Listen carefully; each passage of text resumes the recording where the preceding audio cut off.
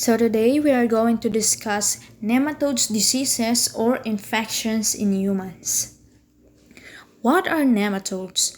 Nematode, also called roundworm, any worm of the phylum Nematoda, nematodes are among the most abundant animals on the earth. They occur as parasites in animals and plants, or as free living forms in soil, freshwater, marine environments, and even such unusual places as vinegar, bill moulds, and water-filled cracks deep within Earth's crust. And humans can also be invaded by nematodes, but these invaders can cause serious diseases. Humans usually acquire the infection by ingesting these eggs via contaminated food or water. Eggs then hatch in the small intestine and release larvae that penetrate the intestine and migrate to the lungs a few days later. Diseases. A number of intestinal nematodes cause diseases affecting human beings including ascariasis, trichuriasis, and hookworm disease. Ascariasis. What is ascariasis? Ascariasis is an intestinal parasite of humans. It is the most common human worm infection. The larvae and adult worms live in the small intestine and can cause intestinal disease. So, ascariasis is caused by ingesting worm eggs. This can happen when your fingers or hands that have contaminated dirt on them are put in the mouth, or by eating vegetables or fruits that have not been carefully peeled, washed, or cooked.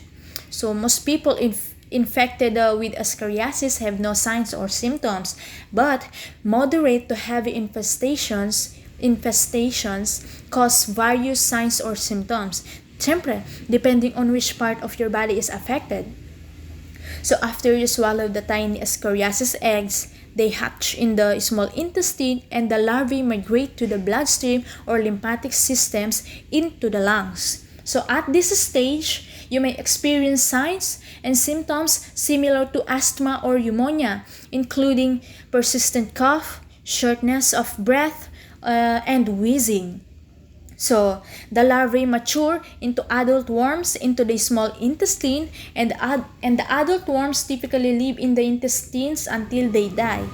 So, in the mild or moderate ascariasis, the intestinal infestation can cause vague abdominal pain, nausea or vomiting, diarrhea or blood stools, and if you have large number of worms in the intestine, you might have severe abdominal pain, fatigue, vomiting, weight loss or malnutrition, or a worm in your vomit or stool.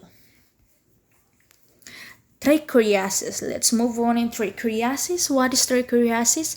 Trichuriasis is the third most common soil-transmitted waterborne infection, and an estimated 604 to 794 million people are infected worldwide. Trichuria occurs principally in developing tropical or subtropical areas where human feces is used as fertilizer or where people defecate indiscriminately onto soil. Children are most heavily infected. Infection is spread via the fecal oral route. Then ingested egg hatch into the crypts of the small bowel as larvae. So after maturing for 1 to 3 months, the worm migrate to the cesium and ascending colon, where they attach to the superficial epithelium, then mate and lay eggs. Symptoms may include abdominal pain, diarrhea, and in heavy infections, anemia, and under malnutrition. So, hookworm, the last one. Hookworm are parasites that live in the intestines and infected people. Hookworm eggs or larvae is spread in the feces o yung poop, takla, of people with hookworm disease. Many people have no symptoms, but sign of a hookworm infection includes skin rash, fever, stomach pain, and diarrhea. Most people infected with hookworm have no symptoms. Some have gastrointestinal symptoms, especially persons who are infected for the first time.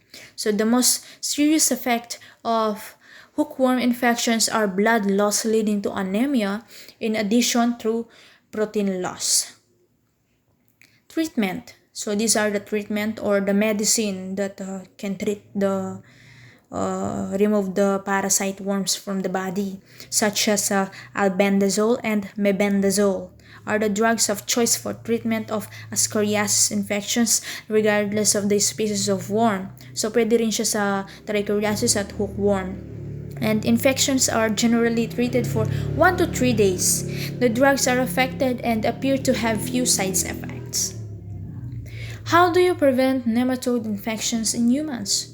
So, syempre, you need to wash your hands regularly, especially after handling uncooked foods or feces.